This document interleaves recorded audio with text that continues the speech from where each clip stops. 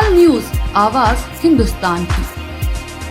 उत्तर प्रदेश के फैजाबाद अयोध्या सांसद अवधेश प्रसाद ने वाराणसी में भारतीय जनता पार्टी पर बड़ा हमला बोला। दरअसल इन दिनों प्रदेश की राजनीति 2027 के विधानसभा चुनाव की तैयारियों को लेकर गरमाने लगी है। इस क्रम में अब राजनीतिक दलों की ओर से एक दूसरे के खिलाफ हमले शुरू हो गए हैं। समाजवादी पार्टी के वरिष्ठ सांसद अवधेश प्रसाद ने गुरुवार को वाराणसी में प्रेस से बात करते हुए भारतीय जनता पार्टी और योगी आदित्यनाथ सरकार पर तीखे हमले बोले। उन्होंने दावा किया कि 2027 में जनता भाजपा को पूरी तरह नकार देगी। अखिलेश यादव के नेतृत्व में सपा की सरकार बनेगी।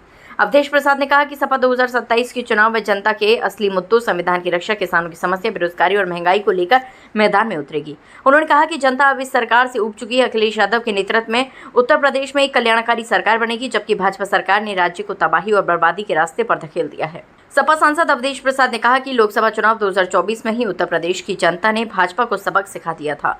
भाजपा के दावे के विपरीत उसे 80 में से 80 सीटें नहीं मिली।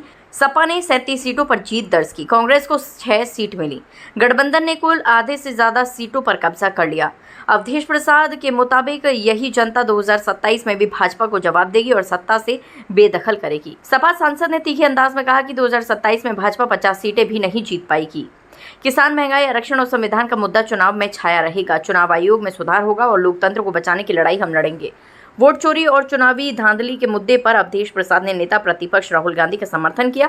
उन्होंने कहा कि सपा लगातार इसके खिलाफ संघर्ष कर रही है और लोकतंत्र को बचाने के लिए प्रतिबद्ध है। ऐसा है, हम अयोध्या से जीते थे। अयोध्या जनपद की 54 फैजाबाद लोकसभा, जहाँ पर माननीय प्रधानमंत्री जी 2-3 बार रोड शो किए थे। जनता में ये, और जनता में क्या, भारतीय जनता पार्टी के लोग कहते थे, अरे मंत्री जी घबराइए नहीं, आपके मुकाबले ऐसा उम्मीदवार आएंगे कि पता चल जाएगा आपको। बहुत खुश थे, हम उनसे 10 गुना खुश थे कि अच्छा होगा भाई, हमारे देश के प्रधानमंत्री मोदी जी का हम उनके मुकाबले लड़ेंगे। और जनता तो फैसला, हमें पता था जनता हमारे पक्ष में फैसला देने को तैयार बैठी। तो जितना बीजेपी के लोग खुश थे उसका 100 गुना हम खुश थे। इसलिए हमें कॉन्फिडेंस था कि यहाँ की लोग जनता, महान जनता, देवतुल्य जनता, मतदाता हमें सपोर्ट करेंगे, हमें जिताने के लिए पूरी तरह से तय कर लिया। जी, वोट चोरी का डर नहीं था ना उस समय, ये कहने। ऐसा है, डर क्या बात है, वोट तो चोरी किया गया। अन्यथा तो लोग कहते हैं हम वोट से जीते, हम 55-60 हजार से जीते। लोगों को कहना है कि आप यहाँ तक जिस तरह से था, अगर बेईमानी न हुई होती तो आप 3 लाख वोट से जीतते। सांसद जी, आप यहाँ से जो असर करेगा वो दिखाई पड़ेगा। कितना असर पड़ेगा उसको देखिएगा। कोई उसको नाप तोल नहीं की जाती, कोई नापा नहीं जाता 1 किलोमीटर इतना है, इतना है। ये नाप का विषय नहीं है, ये एहसास का विषय है। जब कोई बम फूटेगा तो आपको पता चलेगा और जनता को एहसास होगा। और जनता को एहसास तो टाइम होता ना, चुनाव के समय ही वो कितना असर किसका पड़ा, ये असर दिखाई पड़ता है जब चुनाव आता है, जनता को अपना वोट देने का समय आता है। स्वामी प्रसाद मौर्य बोले कि अखिलेश यादव एक कंफ्यूज लीडर है। स्वामी प्रसाद मौर्य की ये वो नहीं है कि उनकी बात का अवधेश प्रसाद जवाब दें। अवधेश प्रसाद जवाब दें तो हम उसको लेते। तो आपको ऐसा है, कौन कंफ्यूज है और कितना कंफ्यूज है, कब कंफ्यूज है, ये इस प्रदेश की जनता जनार्दन अच्छी तरह जानती है, हमें बताने की जरूरत नहीं। तो आपको ऐसा है, कौन कंफ्यूज है और कितना कंफ्यूज है, कब कंफ्यूज है, ये इस प्रदेश की जनता जनार्दन अच्छी तरह जानती है, हमें बताने की जरूरत नहीं। देखिए, वोट चोरी का जहां तक सवाल है, ये वोट चोरी लोकतंत्र की हत्या है। वोट चोरी लोकतंत्र की डकैती है। और बाबा साहब भीमराव अम्बेडकर ने समस्त सम्मानित देशवासियों को वोट का अधिकार दिया है।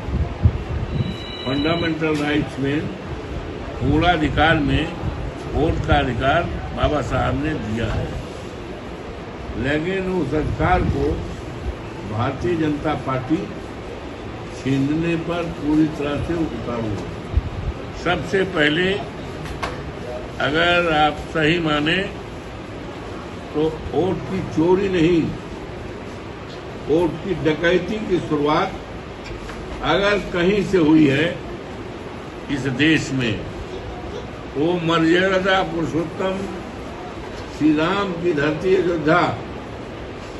अयोध्या के स्थित अयोध्या जनपद स्थित मिल्कीपुर उपचुनाव से हुई है, जहां पर समाजवादी पार्टी के उम्मीदवार अजीत प्रसाद को, जो मेरे बेटे हैं, माननीय राष्ट्रीय अध्यक्ष जी ने, समाजवादी पार्टी ने उपचुनाव मिल्कीपुर, जो सीट मेरे सांसद बनने पर खाली हुई थी, उस सीट पर चुनाव समाजवादी पार्टी से माननीय अखिलेश जी ने अजीत प्रसाद को उम्मीदवार बनाया था।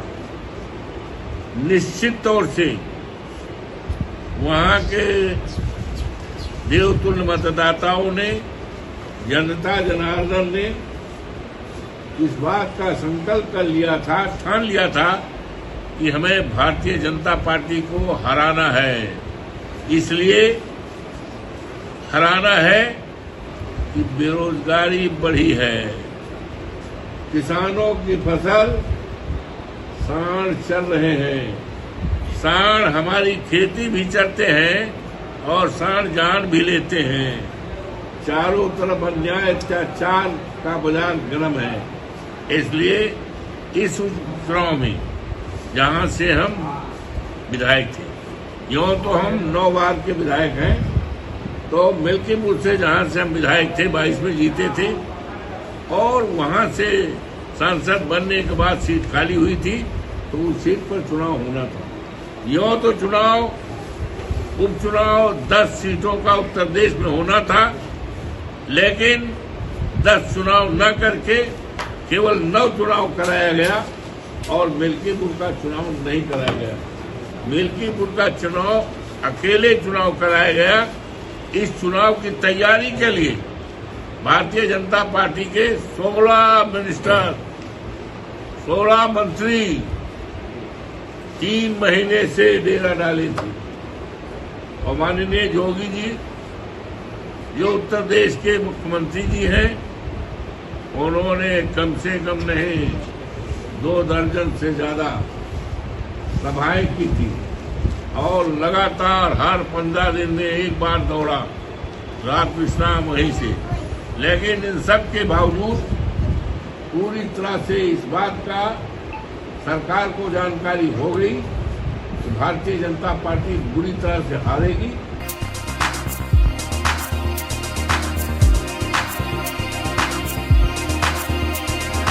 तत्काल न्यूज, आवाज हिंदुस्तान की।